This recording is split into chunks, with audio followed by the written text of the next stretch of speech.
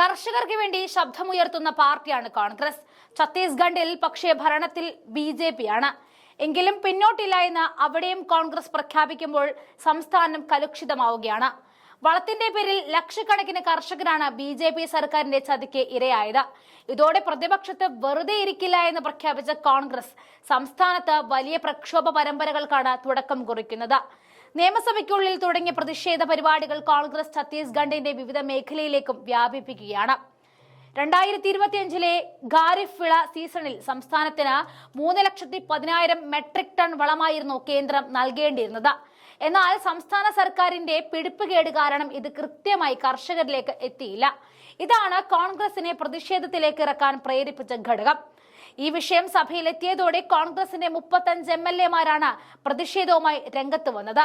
വെറുതെ ഒരു പ്രതിഷേധം നടത്തി കോൺഗ്രസ് MLA-മാർ പിൻവാങ്ങുമെന്ന് പ്രതീക്ഷിച്ച BJP-ക്ക് പക്ഷേ തെറ്റി. കേരളത്തിൽ ബാർക്കോഴ വിവാദമുണ്ടായപ്പോൾ നിയമസഭ സ്തംഭിച്ചതിന് സമാനമായ പ്രക്ഷോഭമാണ് കോൺഗ്രസ് അഴിച്ചുവിട്ടത്.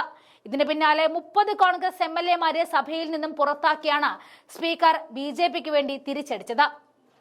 പ്രതിപക്ഷ നേതാവ് ചരൺദാസ് മഹന്ത്, മുൻ മുഖ്യമന്ത്രി ഭൂപേഷ് ബംഗേൽ എന്നിവരുൾപ്പെടെ 30 കോൺഗ്രസ് MLA-മാരെയാണ് സ്പീക്കർ രമൺ സിംഗ് സസ്പെൻഡ് ചെയ്തത്.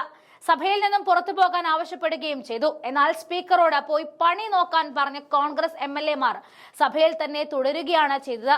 90 അംഗ ഛത്തീസ്ഗഡ് നിയമസഭയിൽ കോൺഗ്രസിന്റെ ആകെ അംഗബലം 35 ആണ്. അതിൽ 30 പേരെയാണ് പുറത്താക്കിയത്. സഭയിൽ മുദ്രാവാക്യം വിളിക്കുകയും സ്പീക്കറെ കയ്യേറ്റം ചെയ്യുകയുമാണ് ഉണ്ടായതെന്നും BJP സർക്കാർ ആരോപിക്കുന്നുണ്ട്. ഡയമോണിയം ഫോസ്ഫറേറ്റ് വളത്തിന്റെ മതിയായ വിതരണം ഉറപ്പാക്കുന്നതിൽ BJP സർക്കാർ പരാജയപ്പെട്ടുവെന്നും കോൺഗ്രസ് തെളിവ് സഹിതം പറയുന്നുണ്ട്. മുതിർന്ന കോൺഗ്രസ് MLA ഉമേഷ് പട്ടേലാണ് ഈ വിഷയത്തിൽ എണ്ണി BJP-യോട് കണക്ക് പറഞ്ഞത്. ഛത്തീസ്ഗഡ് നമുക്കറിയാവുന്നതുപോലെ കാർഷിക വൃത്തി ജീവനോപാധിയാക്കി ജനങ്ങൾ തിങ്ങിപ്പാർക്കുന്ന സ്ഥലമാണ്. അവിടെ അതിനുള്ള സൗകര്യം ഒരുക്കുക എന്നതാണ് ഒരു സർക്കാരിന്റെ കർത്തവ്യം. അതിൽ നിന്നും BJP സർക്കാർ ഒളിച്ചു കളിക്കുന്നതോടെ കോൺഗ്രസിന് പിടിവിട്ടത്. 2025 ഏപ്രിൽ മുതൽ ജൂൺ വരെ 2,19,100 മെട്രിക് ടൺ വളത്തിന്റെ വിതരണ പദ്ധതി കേന്ദ്ര രാസവള മന്ത്രാലയം പുറപ്പെടുവിച്ചിരുന്നു. എന്നാൽ ഛത്തീസ്ഗഡ് സർക്കാർ വളം പിടിച്ചുവെക്കുകയും വിതരണം ചെയ്യാതെ അലംഭാവം കാണിക്കുകയും ചെയ്തതോടെയാണ് പ്രതിഷേധം ആളിക്കത്തിക്കാൻ പ്രതിപക്ഷ പാർട്ടികൾ തീരുമാനിച്ചത്. കർഷകർക്കായി ബദൽ ഫോസ്ഫറേറ്റ് വളങ്ങൾ സംഭരിച്ചിട്ടുണ്ട് എന്ന് BJP സർക്കാർ പറയുമ്പോൾ അതിനുള്ള തെളിവുകൾ എവിടെയാണ് എന്നാണ് കോൺഗ്രസ് ചോദിക്കുന്നത്.